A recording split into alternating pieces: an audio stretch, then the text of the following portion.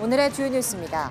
충남 홍성과 금산 등 산불 진화 작업이 사흘째 이어지고 있는 가운데 전국 4곳에서 산불 대응 3단계가 유지되고 있습니다. 전남 한평과 순천 산불은 지난 밤과 오늘 새벽 3단계로 격상됐는데 강한 바람 탓에 진화에 어려움을 겪고 있습니다. 이틀간 전국에서 산불 40여 건이 발생한 가운데 오늘 밤부터 식목일인 내일까지 전국에 단비가 내리겠습니다. 남해안에는 120mm 이상, 내륙도 최고 80mm의 많은 비가 내릴 것으로 보여서 오늘이 산불 진화에 고비가 될 것으로 보입니다. 국내 연구진이 부러진 뼈에 바르면 조직 재생을 돕는 바이오 잉크를 개발했습니다. 뼈에 바른 잉크는 별도의 자외선을 쪼이지 않아도 체온만으로 단단한 지지체가 형성되고 치료 이후에는 자연 소멸돼 부작용 걱정을 줄였습니다. 반세기 만에 진행되는 달 유인 탐사 프로그램 아르테미스 2단계 임무를 수행할 우주비행사 4명이 확정됐습니다. 4명 중에는 여성과 흑인 우주비행사가 포함됐는데 이들은 내년 11월쯤 달 궤도 비행에 도전하게 됩니다. 일본 해저 8,336m에서 심해어가 헤엄치는 모습이 포착됐습니다. 지난 2017년 마리아나 해구에서 발견된 심해어보다 158m 더 깊은 곳에서 포착된 것으로 가장 깊은 바닷속에서 발견된 물고기로 기록됐습니다.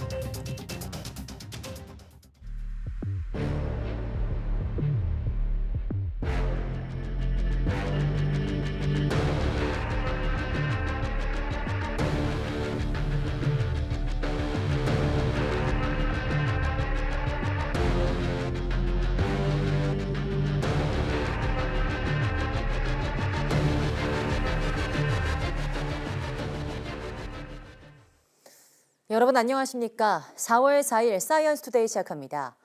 그제 충남 홍성과 금산, 대전 경계에서 시작된 산불이 사흘째 꺼지지 않고 있습니다.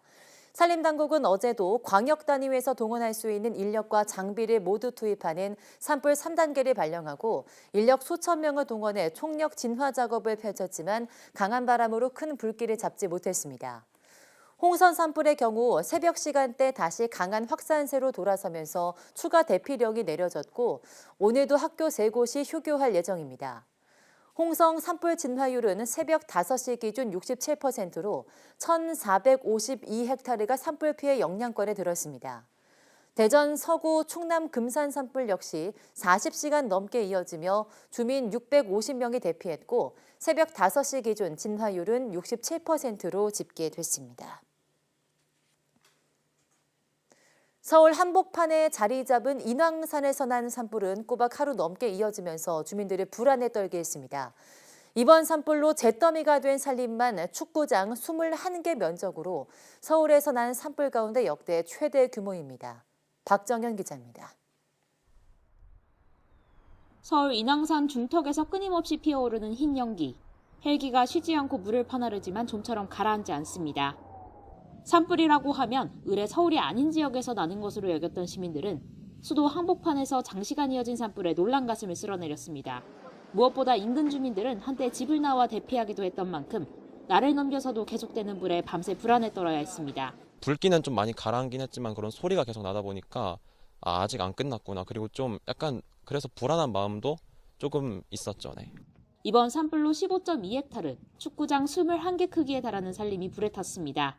그간 서울 시내 산에서 불이 나더라도 피해 면적이 1헥타르 안팎이었던 것에 비춰보면 월등히 큰 피해 수준인데 실제로 지난 1986년 관련 통계를 작성하기 시작한 뒤 서울 도심에서 발생한 산불 가운데 역대 최대 규모를 기록했습니다.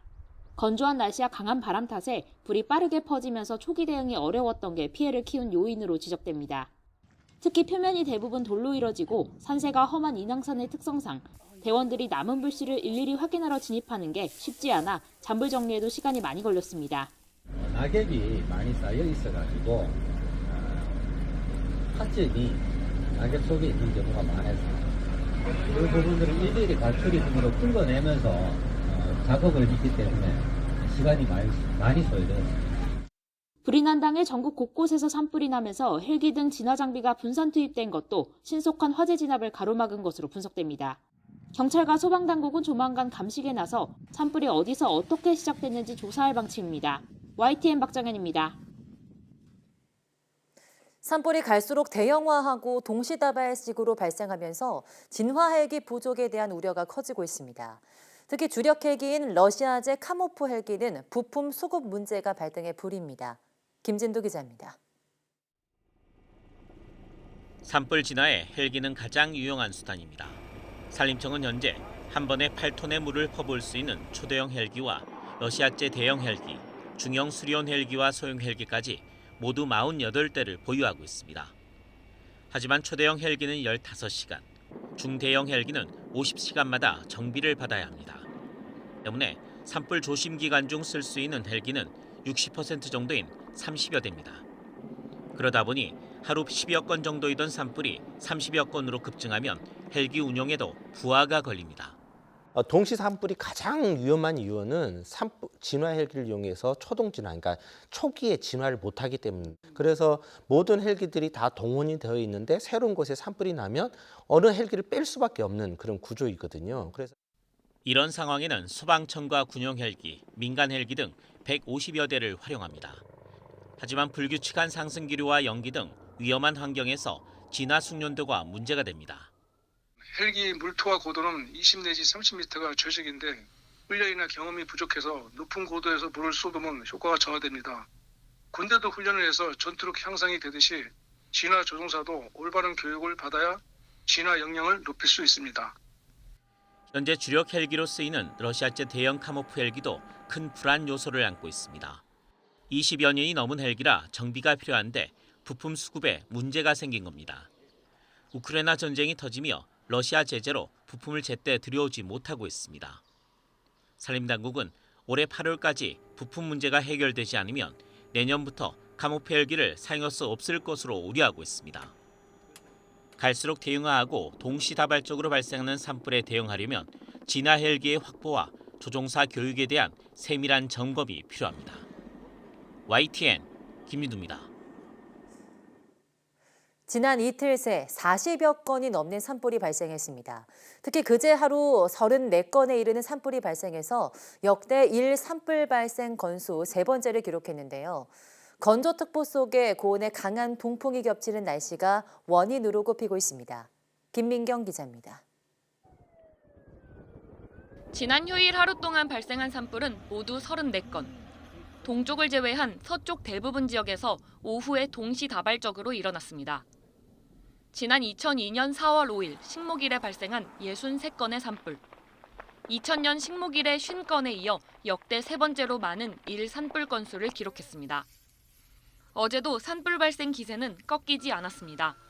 건조한 날씨가 동시다발 산불의 가장 큰 원인입니다. 전국 대부분의 건조주의보가, 수도권과 충청 일부에는 건조경보가 발령됐습니다. 여기에 동풍이 태백산맥을 넘으며 고온 건조한 바람으로 바뀌며 마치 초여름 같은 더위가 나타났습니다. 서쪽 지역은 상대 습도가 20% 이하로 떨어졌고 초속 10m 이상의 돌풍까지 불면서 산불이 발생하기 좋지만 진화는 어려운 기상 조건이 만들어진 겁니다. 다행히 오늘 밤부터는 전국에 단비 소식이 있습니다. 서해상에서 접근하는 저기압의 영향으로 4일 늦은 오후부터 6일 사이 전국 대부분 지역에 비가 내리겠는데요. 특히 제주도와 남해안, 지리산 부근에는 매우 많은 비가 내릴 것으로 예상됩니다. 제주도와 남해안, 지리산 부근에는 최고 120에서 200mm, 내륙에도 20에서 80mm의 봄비치고는 무척 많은 양의 비가 예상됩니다. 이번 비는 봄철 산불이 가장 잦은 시기인 식목일과 한식에 거쳐 내립니다. 따라서 극심했던 가뭄해갈에 도움이 될 뿐만 아니라 산불 걱정도 한시름 덜게 하는 말 그대로 단비가 될 전망입니다. YTN 김민경입니다. 인공장기나 조직을 만드는 3D 프린팅 기술의 핵심인 바이오 잉크는 개발 자체는 활발하지만 아직 상용화와는 먼 상황인데요. 그런데 국내 연구진이 온도 조절만으로도 안정적인 지지체를 만들 수 있는 바이오 잉크를 개발해서 상용화 가능성을 크게 앞당겼습니다. 양회영 기자입니다. 인공 조직을 만들 수 있는 3D 바이오 프린팅 기술. 이 기술의 핵심은 바이오 잉크인데 아직 연구실 수준에서만 개발이 이루어졌을 뿐 임상 단계에 들어서지 못했습니다. 화학적 과교제와 자외선으로 인해 체내 독성 위험이 크고 외부 배양세포를 이식해야 해 부작용 가능성도 있기 때문입니다. 그런데 국내 연구진이 온도 조절만으로도 안정적인 구조를 유지해 조직 재생을 돕고 일정 시간이 지나면 체내에서 생분해되는 바이오 잉크를 처음으로 개발했습니다. 다양한 모양으로 쉽게 프린팅할 수 있는 것은 물론 자외선을 쪼이지 않아도 단단한 지지체를 만들 수 있습니다. 개발한 바이오 잉크는 상온 이하에서는 묽은 액상 형태이지만 체온에서는 수초 만에 단단한 겔로 변합니다. 연구진은 머리뼈가 손상된 쥐에게 개발한 바이오 잉크로 만든 지지체를 이식한 결과 8주 만에 뼈가 정상 조직 수준으로 재생됐으며 지지체는 체내에서 서서히 생분해된 것을 확인했습니다. 42일까지 바이오잉크가 서서히 생분해된 것을 볼 수 있었고요. 그리고 8주차, 4주차에 봤을 때 뼈가 서서히 재생되는 것을 확인할 수 있었습니다. 기존 바이오잉크는 줄기세포나 재생에 필요한 세포를 따로 넣어야 해 면역 부작용 가능성이 있었습니다. 그런데 이번에 개발한 바이오잉크는 세포가 아닌 조직 재생을 돕는 성장인자가 들어있어 조직 재생 효과를 극대화하고 누구에게든 바로 적용이 가능합니다. 줄기세포를 넣지 않고 그런 성장 인자만으로도 자기 몸에 있는 줄기세포들을 이제 그 바이오잉크 내로 끌어들여서 그거를 다시 또 원하는 조직으로 분화시킬 수 있는 그런 능력을 가지고 있는 바이오잉크거든요. 연구진은 개발한 바이오잉크를 국내 바이오 벤처기업에 기술 이전해 임상시험을 준비 중이며 빠르면 3년 안에 상용화될 수 있을 것으로 기대했습니다. 또 뼈 조직 재생뿐 아니라 피부나 장기 재생에도 바이오잉크를 활용할 수 있도록 후속 연구도 이어간다는 계획입니다. YTN 사이언스 양우영입니다.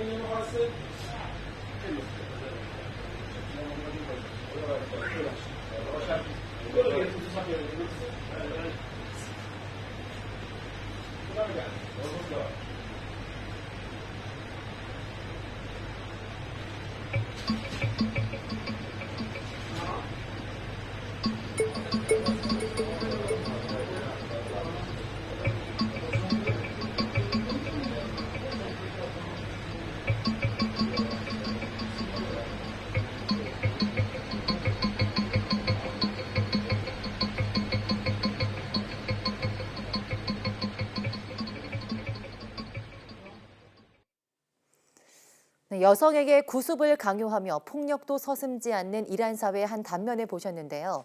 지구촌 한쪽에서는 여성이 우주 탐험의 최전선에 나서게 됐습니다. 미국 항공우주국과 캐나다 우주국은 3일 아폴로 17호 이후 약 반세기 만에 진행되는 달 유인 탐사 프로그램인 아르테미스 프로젝트 가운데 우주선을 타고 달 궤도를 도는 2단계 임무를 수행할 우주비행사 4명을 발표했습니다. 4명 중에는 여성인 크리스티나 코크와 흑인인 빅터 글로버 씨가 포함됐고 우주비행 경험이 많은 팀장 리드 와이즈먼과 캐나다 우주비행사 제레미 한센도 뽑혔는데 이들은 모두 40대입니다. 선발된 4명은 내년 11월쯤 대형 로켓 우주 발사 시스템에 탑재돼 발사되는 우주선 오리온을 타고 달 궤도를 돌고 오는 임무를 열흘에 걸쳐 수행하게 됩니다. 일본 해저 8,336m에서 심해어가 촬영돼 가장 깊은 바닷속에서 발견된 물고기로 기록됐습니다. 로이터 통신 등의 보도를 보면 앨런 제이미슨 웨스턴 오스트레일리아대 교수가 이끈 연구진은 일본 남부 이즈 오스가와 해구 8,336m 깊이에서 꼼치류인 슈돌리파리스 벨레비가 헤엄치는 장면을 카메라에 담았습니다. 기존 기록은 2017년 마리아나 해구 8,178m 깊이에서 발견된 심해어로 이번엔 그보다 158m가량 깊은 곳에서 심해어가 포착된 겁니다. 연구진은 해당 심해어를 포획하지는 못했으나 8,022m 깊이에서 다른 표본들을 확보하는 데는 성공했습니다. 이 정도 깊이에서 물고기를 잡아 올린 것도 이번이 처음입니다. 사회적 거리두기가 풀리면서 도로에 차는 많아졌는데 교통사고율은 꾸준히 줄고 있습니다. 덕분에 자동차 보험회사 실적이 크게 개선돼 보험료도 소폭 내렸는데요. 올해는 어떨지 김지선 기자가 보도합니다. 코로나19 유행이 시작된 지난 2020년 사회적 거리 두기가 시행되면서 고속도로 통행량은 하루 평균 80만 대 가까이 줄었고 사고도 큰 폭으로 감소했습니다. 이듬해 교통량은 다시 늘기 시작했지만 한 번 낮아진 사고 발생률은 유지됐습니다. 보험 가입은 늘었는데 사고가 덜 나며 보험사가 감당해야 할 손해보상도 덩달아 줄은 겁니다. 지난해 자동차 보험사가 역대 최고 수준의 영업이익을 낼 수 있었던 배경입니다. 자동차 보험사 매출액은 20조 7천여억 원으로 전년보다 2.4% 증가했고 손해보상액과 사업비를 제외한 영업이익은 4,780억 원으로 20% 넘게 올랐습니다. 정치권의 고통 분담 압박까지 더해지며 손해보험사들은 지난해 말 자동차 보험료를 일제히 내렸습니다. 사회적 거리 두기가 완전히 풀린 올해는 경제 상황이 관건입니다. 정부가 내수 활성화에 힘을 쏟고 있지만 고물가로 소비가 위축될 경우 차량 운행 수요가 낮아질 수 있습니다. 가계의 소득 증가세가 많이 둔화되고 있다는 점, 이런 경기 불확실한 요인들로 인해서 자동차 운행 수요는 좀 둔화된 상태로 작년과 좀 유사한 그런 손해율 패턴을 보이지 않을까 생각이 됩니다. 금융감독원은 손해율이 낮은 상태로 계속되면 추가적인 보험료 인하를 유도하는 방안을 검토하고 보상 기준도 합리적으로 개선한다는 계획입니다. YTN 김지선입니다. 농어촌 지역의 소규모 학교는 학생들의 학습권 보장과 지역 공동체의 구심점 역할을 한다는 점에서도 꼭 필요합니다. 하지만 통폐합이나 아예 문을 닫는 학교도 적지 않은데요. 폐교를 막기 위해서 지자체가 나서서 학교에 특별한 지원을 하는 곳이 있습니다. 김학무 기자입니다. 전교생이 30명에 불과한 농촌 지역의 한 초등학교. 교실을 나온 학생들이 꽃 사이로 산책하며 맑은 공기를 마십니다. 솔방울과 낙엽 등을 모아 조형물을 만들어보는 시간도 즐겁기만 합니다. 학교 측이 학생 수를 늘리려고 마련한 아토피 치료 프로그램입니다. 하지만 의료 전문 지식이 부족한 데다 학교 주변 시설도 부족해 학생 수 증가로 이어지지는 못합니다. 아토피가 심한 아이들이 이사 온다 하더라도 살만한 집이 없는 거죠. 심리적인 상담도 저희 학교에서 감당하기엔 조금 어려운 부분이 있어서 부근의 이 학교 역시 전교생 50명, 1학년 전체 학생이 3명으로 아주 작습니다. 주변에 공장과 주택이 있긴 하지만 도시 학교로 떠나는 경우가 많아 학생 수 감소가 가장 큰 고민거리입니다. 이런 소규모 학교를 살리기 위해 시가 나섰습니다. 우선 지역의 종합병원과 손잡고 장평초등학교에 전문의의 교육과 자문은 물론 신속한 진료도 지원하기로 했습니다. 백봉초등학교에는 조만간 인공지능 교육 프로그램 도입을 지원합니다. 소규모 학교를 일단 살려서 학생들이 보다 통학을 쉽게 하면서 공부를 제대로 할 수 있도록 또 여러 가지 인성교육도 제대로 받을 수 있도록 하는 게 맞다고 생각을 합니다. 용인시는 희망학교 만들기 사업을 통해 농어촌 지역 학생들의 교육 불공정성을 해소하고 소외 지역 주민에 대한 지원도 늘릴 방침입니다. YTN 김학무입니다. 순천만 국제정원 박람회가 열리고 있는 국가정원에는 여러 가지 테마 정원들이 마련됐는데요. 유럽과 아시아 각국의 정원을 10년 만에 새롭게 단장하고 손님들을 맞이하고 있습니다. 오선열 기자입니다. 형형색색 아름다운 튤립이 정원을 물들였습니다. 네덜란드를 상징하는 거대한 풍차와 어울려 동화 속 세상을 옮겨놓은 듯합니다. 풍차가 너무 예쁘고요. 정말 네덜란드에 온 것 같은 느낌이 듭니다. 저 원래 처음에 왔을 때 마스크를 썼는데 꽃향기가 마스크를 뚫고 와가지고 저도 모르게 마스크를 벗고 계속 향 맡고 있고요. 꽃들도 너무 이쁜 것 같아요. 멕시코 정원도 선인장 모형과 야자수, 멕시코의 국화 달리아가 어우러져 남미의 느낌을 자아냅니다. 이곳 순천만 국가정원은 이탈리아와 미국, 영국 등 12개 나라의 아름다운 세계 정원이 새 단장을 마쳤습니다. 아람브라 궁전을 묘사한 스페인 정원엔 시원한 물줄기가 뿜어져 나와 시민들의 더위를 식혀줍니다. 화창한 날씨에 박람회장을 찾은 관람객들은 국가정원 속에 펼쳐진 각 나라의 정원을 만끽했습니다. 독일 정원, 거기는 좀 약간 심플하게 좀 해놓은 듯한데 다 나오면서도 이뻤어요.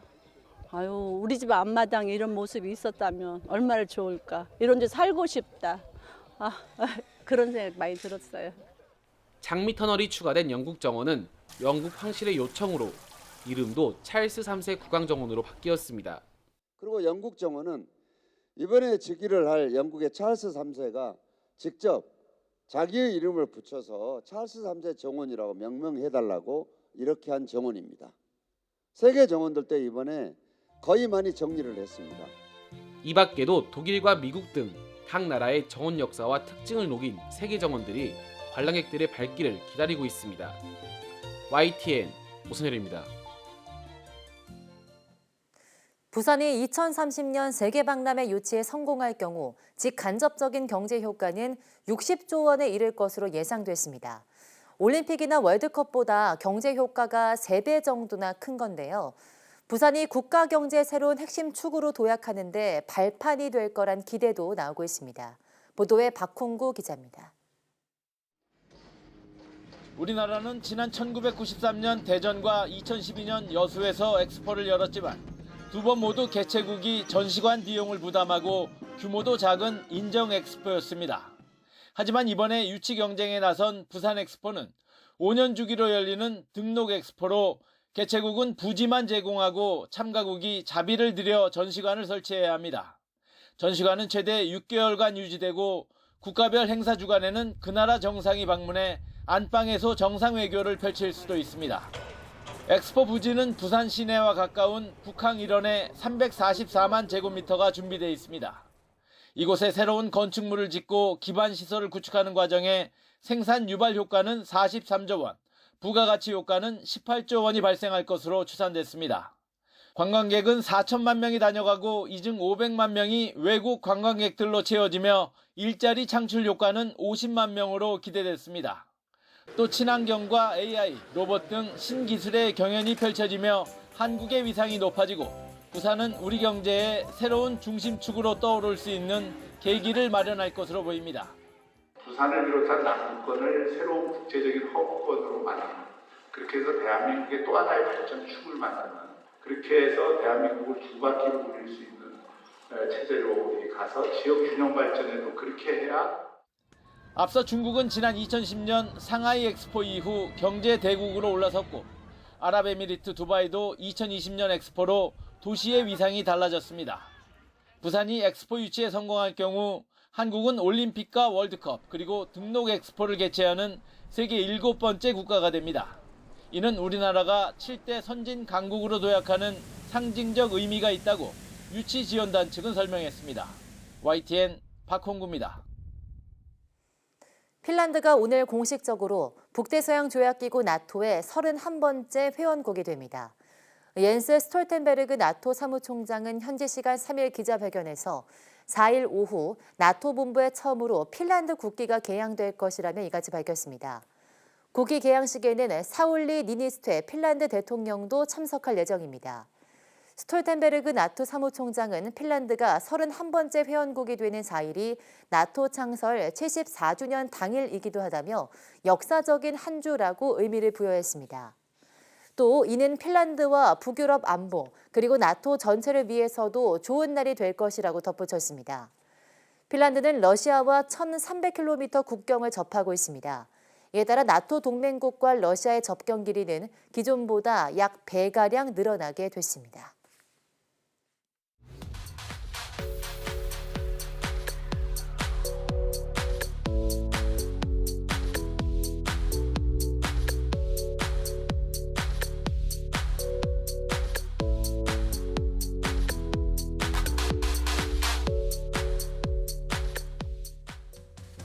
쳇바퀴 돌듯 반복되는 일상 속에서 몸과 마음이 지칠 때가 있는데요. 그럴 때는 내 삶의 주체가 과연 내가 맞는지, 또 스스로 자신의 목소리를 잘 들어주고 있는지 한 번쯤 점검해 볼 필요가 있습니다. 오늘 오후 사이언스데이 한길 사람 속은에서는 자율성의 힘에 대해 이야기 나눠보겠습니다. 많은 시청 바랍니다. 함께해 주신 여러분 고맙습니다.